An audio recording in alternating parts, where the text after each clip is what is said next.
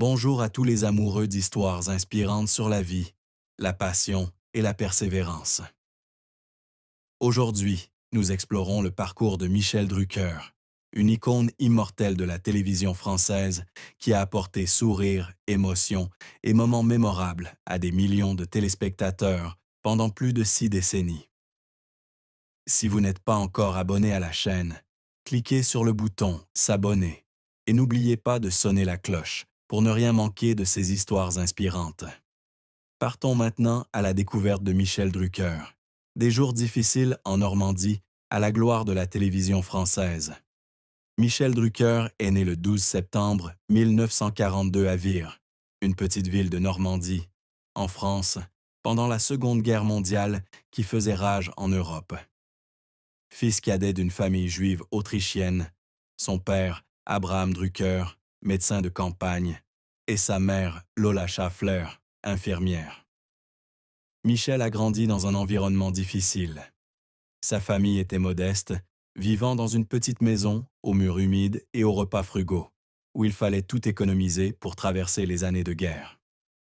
Son père, homme strict et dévoué, était constamment occupé par son travail de soignant, tandis que sa mère était un soutien spirituel, s'efforçant toujours d'apporter de la chaleur aux trois frères Michel, Jean et Jacques.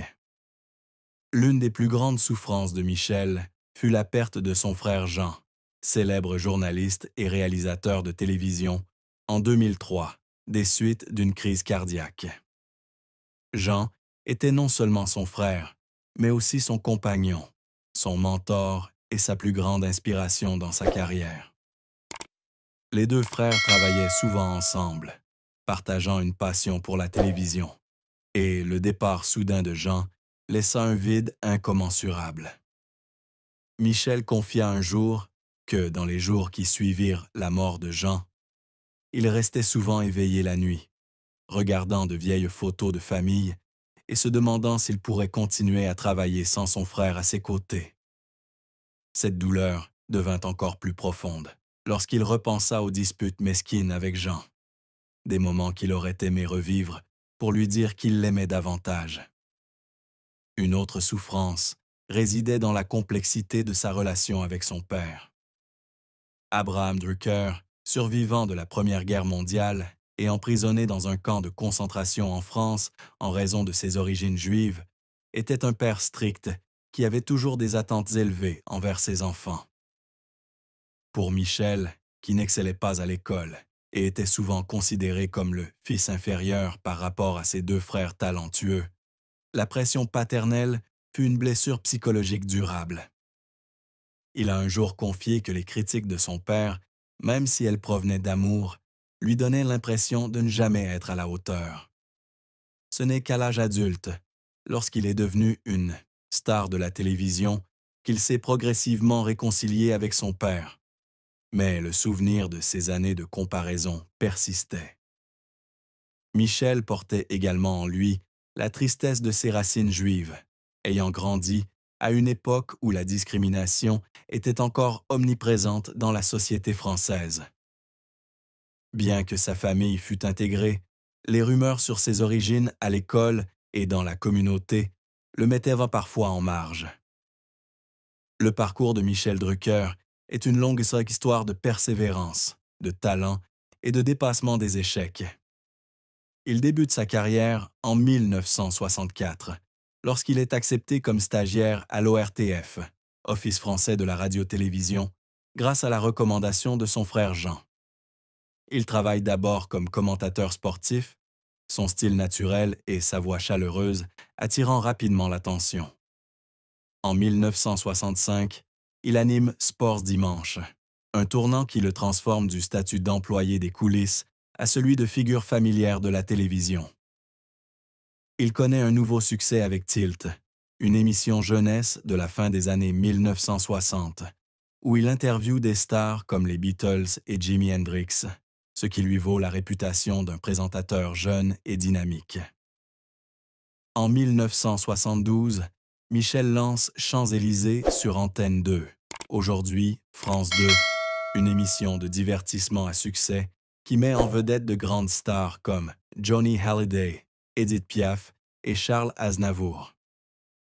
Champs-Élysées fut non seulement un succès commercial, mais aussi un phénomène culturel, faisant de Michel une icône de la télévision française.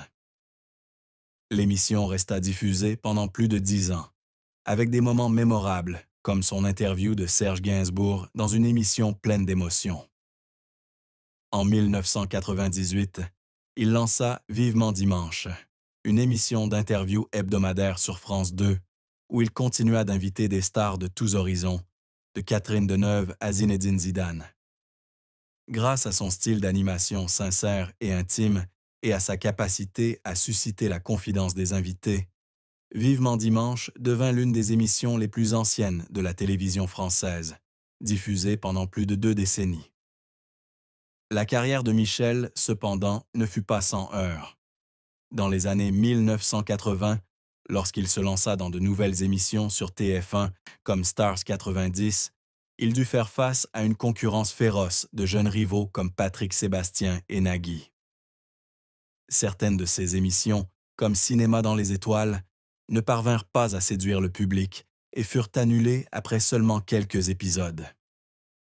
Ces revers l'ont conduit à des périodes de doute, notamment lorsque la presse l'a qualifié de baume du passé. Il a un jour raconté qu'après une émission ratée en 1992, il était rentré chez lui, s'était assis seul dans son salon et avait fondu en larmes, se demandant s'il aurait la force de continuer. La pression de maintenir une image parfaite, combinée aux critiques de ses collègues et des médias, étaient des moments qui l'épuisaient. Malgré cela, Michel trouvait toujours le moyen de se relever. Il travaillait sans relâche, travaillant souvent tard, le soir sur des scripts et consacrant des heures à faire des recherches sur ses invités pour garantir la perfection de chaque interview. Son retour à Vivement Dimanche prochain, en 2000, témoignait de sa ténacité. Il s'est également essayé à la production, participant à des émissions comme Le Grand Show et à l'écriture de livres, dont l'autobiographie « Qu'est-ce qu'on va faire de toi ?» 2007, qui est devenu un best-seller. Ses larmes ont été versées, non seulement à cause des revers, mais aussi à cause de ses efforts incessants pour prouver qu'il pouvait encore faire des merveilles à la télévision, même lorsque l'âge et la santé commençaient à le miner. Michel Drucker a épousé Dany Saval, une actrice française, en 1973, après leur rencontre lors d'un événement à Paris. Leur mariage, qui a duré plus de 5 décennies, a été admiré par le public pour sa longévité et sa profonde affection.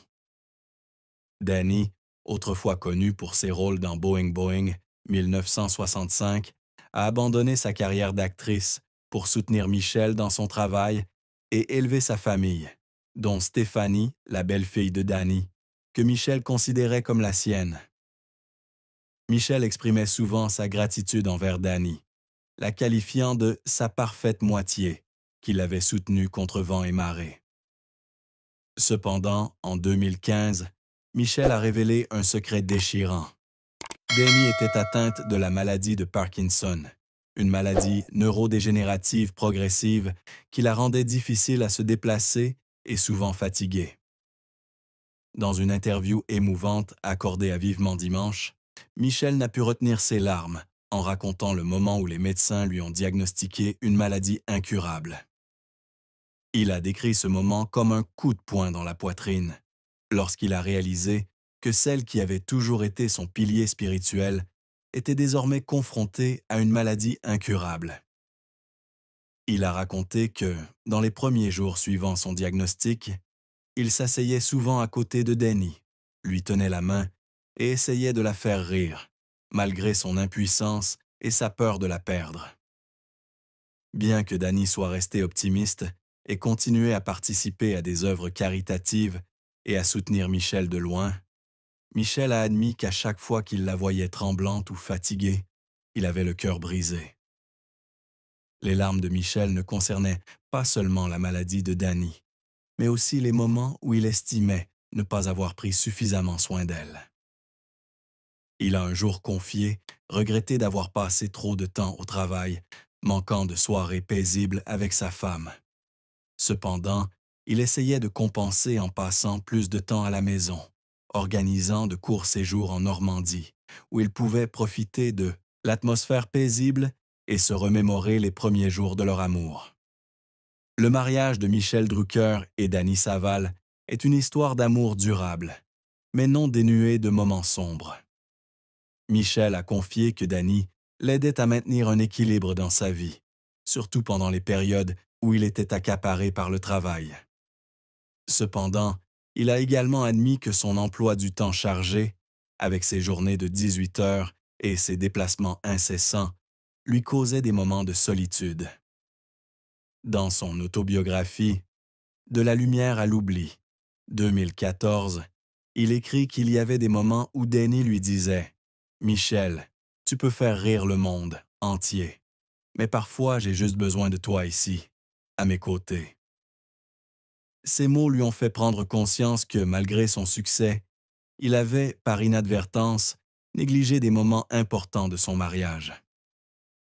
Un autre aspect négatif de la relation est la pression exercée par la célébrité de Michel. Présentateur parmi les plus appréciés de France, il était constamment scruté par les médias, entre rumeurs infondées sur sa vie privée et articles exagérant délibérément les problèmes de leur couple. Dany, d'un naturel réservé, a un jour exprimé son malaise d'être sous le feu des projecteurs. Dans une rare confidence à Paris Match, elle a déclaré « J'aime Michel, mais je n'aime pas son aura. Je veux juste que nous soyons une famille normale. » Cette déclaration reflète la tension qu'ils ont vécue, alors que Michel tentait de concilier ses rôles de star de la télévision et de mari. La maladie de Parkinson de Dany a mis en lumière le côté sombre de leur mariage. Michel a admis se sentir souvent coupable de ne pas pouvoir faire plus pour soulager la douleur de sa femme. Pourtant, leur amour était une grande source de force. Dany lui a dit un jour, en privé, « Tu n'es pas obligé de me sauver, Michel. Être avec moi suffit. » Ces simples mots ont motivé Michel à changer, à passer plus de temps à la maison et à apprécier chaque instant avec sa femme. Leur mariage, même s'il n'est pas parfait, témoigne d'un engagement et d'un amour qui ont surmonté toutes les épreuves. Au cours d'une carrière de plus de 6 décennies, Michel Drucker a bâti une fortune considérable, estimée à environ 30 millions d'euros. En 2024, principale source de revenus provient de son rôle de présentateur et de producteur sur France 2, avec des émissions telles que Vivement Dimanche et Champs-Élysées. Il tire également une part importante de ses revenus de contrats publicitaires et de ses interventions lors d'événements d'entreprise. Figurant parmi les personnalités les plus connues de la télévision française, il perçoit un salaire annuel estimé entre 500 000 et 700 000 euros de France Télévisions. Michel possède plusieurs propriétés de valeur, dont un luxueux appartement à Paris, près des Champs-Élysées, où il vit avec Dany. Il possède également une maison de vacances en Provence, où il se rend souvent pour se détendre et écrire. Il possède également une petite ferme en Normandie, où il élève des chevaux et cultive des arbres fruitiers, témoignant de son amour pour la nature. Michel est également connu pour son intérêt pour les antiquités, notamment celles liées à l'histoire de la télévision et de la musique, comme de vieilles caméras et des disques vinyles d'artistes qu'il a interviewés. Malgré sa fortune, il mène une vie relativement simple, se concentrant sur le soutien de sa famille et ses activités caritatives, notamment la recherche sur la maladie de Parkinson et les programmes éducatifs destinés aux enfants défavorisés.